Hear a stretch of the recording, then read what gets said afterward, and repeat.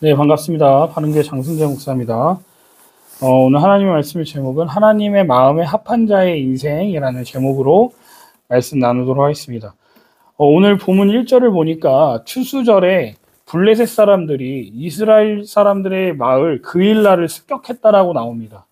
다윗이 살던 시대는요, 추수절에 다른 마을을 침범하여서 곡식을 빼앗는 일은 너무나 흔한 일이었습니다.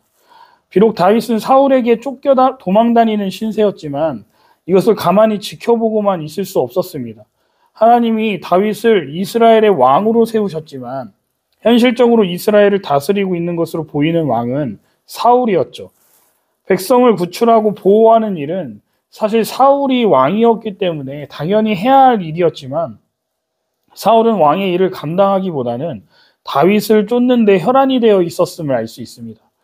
그러나 사울과는 쫓는 자가 아닌 쫓김을 받던 다윗은 이 일을 단순히 보고만 있을 수 없었던 겁니다. 사랑하는 우리 성도 여러분, 하나님의 사람은요, 자신이 이렇게 어떤 상황에 놓여 있다 할지라도 하나님의 마음을 품은 사람은 주변에 소외되고 어려워하는 사람들을 지나치지 않는다는 것을 우리는 다윗을 통해 발견하게 되는 것 같습니다.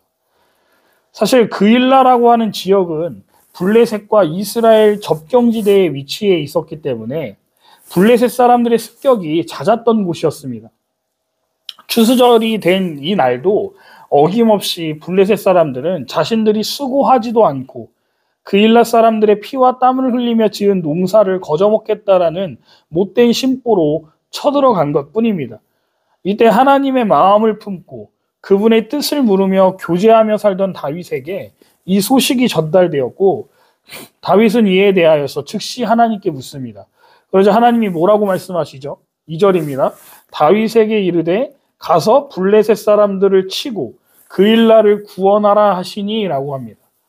이에 다윗은 도망자 신세임에도 불구하고 자신과 함께하는 사람들을 불러 모읍니다. 그리고 이야기하는 것이죠.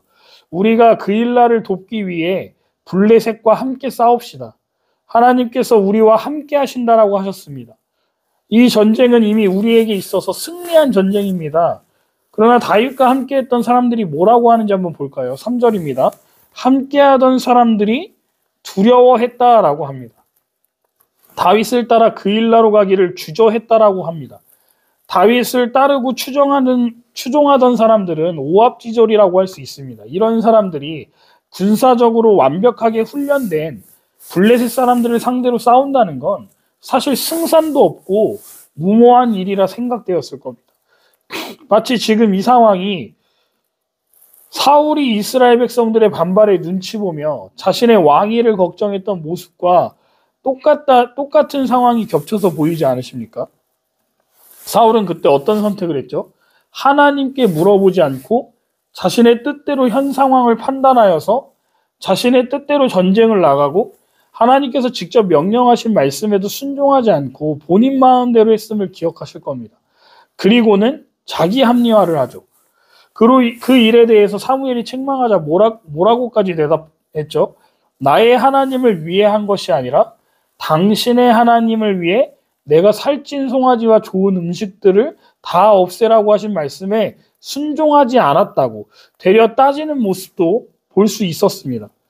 쉽게 말해 이런 거죠. 이게 나도 차고 한 일이냐는 거예요. 당신이 섬기는 하나님을 위해 그리고 하나님을 기쁘게 해드리기 위해서 내가 한 일 아니냐라고 따진 겁니다. 지금 똑같은 상황에 다윗이 처해 있습니다. 다윗은 자신의 리더십의 분기점에 서 있습니다. 사울처럼 백성들의 여론을 따를 것인지 아니면 하나님이 세우신 리더로서 주님의 명령을 따를 것인가 하는 선택의 갈림길에 놓여져 있는 겁니다. 백성들의 반대가 생각보다 만만치 않았기 때문에 다윗은 고민하며 한 번 더 하나님께 물어보기를 선택합니다. 사랑하는 성도 여러분, 여기서 우리는 다윗의 모습을 통해 배울 점 첫 번째, 인생에서 풀리지 않는 해답은 오직 하나님께 있습니다. 성도님들의 인생에서 해결되지 않는 어려움이 있으시다면 예배를 드리고자 하는데 방해하는 가족이 있으시거나 혹은 회사에서 교회에서나 직분을 맡은 자로서 일을 감당하다 보면 함께하는 사람들과 뜻이 맞지 않아 스트레스 받고 고민이 될 수 있습니다. 네, 괜찮습니다. 우리에겐 그럴 때 누가 계십니까? 하나님이 계신다는 하나님께 나아가서 여쭤보면 됩니다.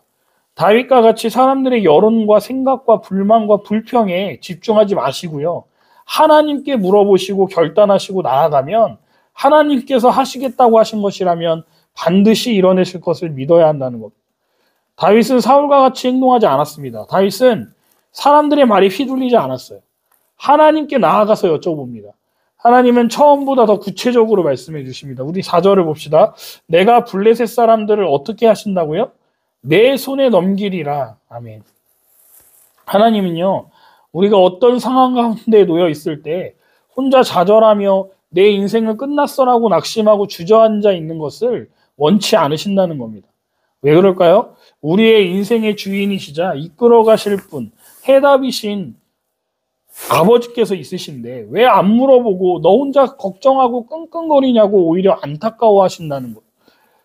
다윗을 통해 깨닫는 점 두 번째는 하나님의 응답이 있었지만 확실하지 않으면 두 번, 세 번 물어보라는 겁니다. 다윗이 하나님께 맨 처음 가서 여쭤봤고 그분의 응답을 받았습니다. 처음에는 내가 너와 함께 가서 그 일날을 치겠다고 하신 응답이 아니었어요. 뭔가 아직 잘 모르겠는 응답 같아 보입니다. 뭐라고 하십니까? 네가 가서 블레셋 사람들을 치고 그 일날을 구원하라 하시니.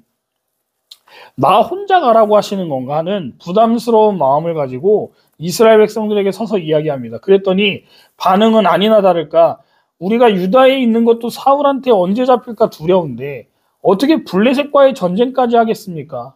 못합니다. 라고 하자 다윗은 그때 하나님께 묻는 거예요. 하나님 해결해 주십시오. 하나님께 붙는 겁니다.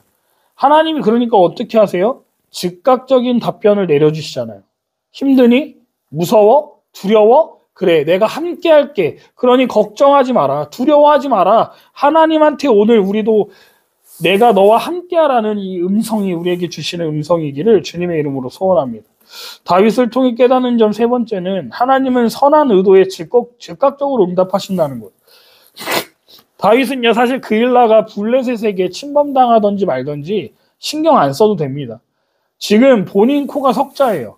자칫 잘못 움직였다가는 자신이 사울에게 발각되어서 자신을 따르던 무리들이 걱정했던 것과 같이 블레셋과 싸워서 운 좋게 이겼다고 해도 사울에게 이 소식이 들어가면 사울과도 싸워야 되는 일이 발생될 수도 있는 상황이었다는 겁니다. 근데 다윗은요 하나님의 마음을 품은 사람이었다는 겁니다. 하나님께서 통치하시고 다스리시는 이스라엘 영토인 그 일날을 사울과 같이 내버려 둘 수 없었던 겁니다. 그 마음을 품은 다윗을 보시고는 하나님은 다윗을 들어 사용하셨다는 사실을 기억하시기 바랍니다. 우리도 마찬가지입니다. 하나님께서 사랑하시고 품고 계시고 돕기를 원하시는 성도님들에게 생각나게 하시는 사람들이 주변에 있으시다면 먼저 움직이기 전에 하나님께 기도하고 충분히 하나님께 지혜를 구한 다음 하나님이 하라고 하시거나 상황을 열어주신다면 기꺼이 순종하는 저와 여러분들 되시기 바랍니다. 하나님의 마음을 지속적으로 우리는 알기 원해야 한다는 거예요. 그분의 생각, 아버지의 마음을 품으시기 바랍니다. 그때 우리에게 놀라운 하나님께서 우리를 사용하심을 경험하게 되리라 믿습니다. 다윗은 이 사건을 통해서 자신을 따르던 사람들에게 하나님이 다윗과 함께 하신다는 사실을 명확하게 보여주셨다는 것. 하나님의 뜻을 먼저 구하고 확인된 하나님의 뜻에 철저하게 순종하며 이스라엘을 통치하겠다는 의지를 보여주는 사건이었음을 다윗과 함께하는 사람들은 목격하게 된 겁니다. 다윗의 통치는 이처럼 처음부터 사울의 통치와는 질적으로 다른 것임을 예고하는 사건인 겁니다. 그렇다면 다윗은 어떻게 하나님의 뜻을 물을 수 있었을까요? 6절을 보니까 대제사장이었던 아비아달이 등장하는데요. 아비아달이 우림과 둠밈이 들어있는 에봇을 가지고 온 사실을 언급하고 있는 점을 봐서는 대제사장 아비아달을 통해서 우림과 둠밈으로 하나님의 뜻을 물은 것임을 알 수 있습니다. 우림과 둠밈이 뭐지라는 생각이 드실 수도 있는데요. 출애굽기 28장 30절을 보면 모양이나 재질이 어떤 것인지는 정확하게 밝혀져 있지는 않지만 대체적으로 매끄러운 돌이었다라고 추정합니다. 모든 제사장들이 판결 흉배를 착용한 것은 아니고요. 아론과 같은 대제사장만이 가지고 있을 수 있었던 특정된 물건이었다라고 성경을 말합니다. 성막으로 성경을 말한다라는 책을 보면 우림과 둠밈을 사용하는 방법에 대한 이론을 설명하는데요. 대제사장은 에봇 위에 폐용하는 판결 흉패 주머니에 흰 돌과 검은 돌 2개를 넣고 다녔는데 이를 움림과 둠밈이라고 합니다.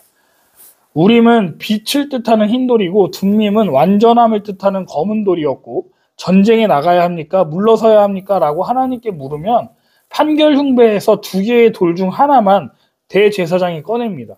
그러면 흰 돌인 우림이 나오면 가라는 뜻이고 검은색 돌인 둠밈이 나오면 하나님이 가지 말라는 뜻으로 받아들였다는 것. 실제로 다윗은요, 오늘 본문의 일 이외에도 여러 번 하나님의 뜻을 구하는 방법으로 우림과 둠밈을 사용했다고 성경 곳곳에 나옵니다. 오늘의 말씀을 통해 배울 점 마지막입니다. 하나님의 말씀을 바르게 해석하기 위해서는 전문가와 함께 의논해야 합니다. 지금 현재 저희가 사는 시대에서 하나님은 당신의 뜻을 우리에게 어떻게 알려주실까요? 바로 말씀입니다. 지금은 성령의 시대입니다. 하나님의 뜻을 알기 원한다면 기도와 묵상, 말씀을 읽다 보면 여러 가지 방법으로 우리에게 알게 해주신다는 것. 그러나 문제는 말씀을 읽고 그래 맞아 이건 하나님이 나를 향한 뜻이야 라고 혼자 자칫 잘못 생각하고 행하면 어떻게 될까요? 말씀을 바르게 해석하지 못해서 잘못된 길로 가거나 이단이 될 가능성이 높습니다. 그래서 다윗 시대에도 하나님께서는 하나님의 말씀을 대언할 수 있는 대제사장과 선지자 등을 세우셨듯이 말씀을 바르게 해석하고 전할 수 있도록 대학교와 대학원이라고 하는 7년의 과정을 통해 목회자를 양성하셔서 전문가들을 세우시고 그들을 교회로 파송시키는 겁니다. 그게 누구입니까? 바로 현 시대의 목회자들인 것이죠. 목회자들 중에서도 서로 성경을 해석하는 방식이나 생각이 다를 수 있습니다. 그렇기에 분별력을 가지고 성도님들께서도 함께 말씀을 읽고 공부하며 기도에 전념하시는 저와 여러분들 되시기를 주님의 이름으로 축복합니다. 결론입니다. 하나님의 뜻에 따라 사는 인생이 복된 인생임을 기억하시기 바랍니다. 하나님의 마음을 알아서 피폐해져가는 시대 가운데 하나님께 쓰임받는 우리 모두 되시기를 바랍니다. 말씀을 피고 함께 공부하면 좋겠습니다. 하나님의 뜻을 구하며 살아가면 좋겠습니다. 하나님의 마음은요, 옛날이나 지금이나 똑같습니다. 당신을 모르고 하루하루 살아가는 아버지의 자녀들을 향해 눈길을 돌리지 못하신다는 겁니다. 우리를 왜 부르셨을까요? 그일라와 같이 블레셋에 의해 침략당하고 농락당하며 열심히 살지만 결국 죄라는 결과로 끝은 결국 죽음밖에 경험할 수 없는 자들을 향해 하나님의 마음을 알아 다윗과 같이 그들에게 손을 내밀어줄 한 사람을 원하신다는 겁니다. 남들은 왜 그렇게 미련하게 사냐고 욕하고 우리는 안 한다고 할 수도 있습니다. 그러나 하나님이 하라고 하신 일이라면 한번 물어보고 끝내지 마시고 지속적으로 하나님께 지혜를 달라고 구하며 우리에게 주어진 삶 속에서 아버지의 사랑을 증거하고 흘려보낼 수 있는 인생 되시는 저와 여러분들 되면 좋겠습니다.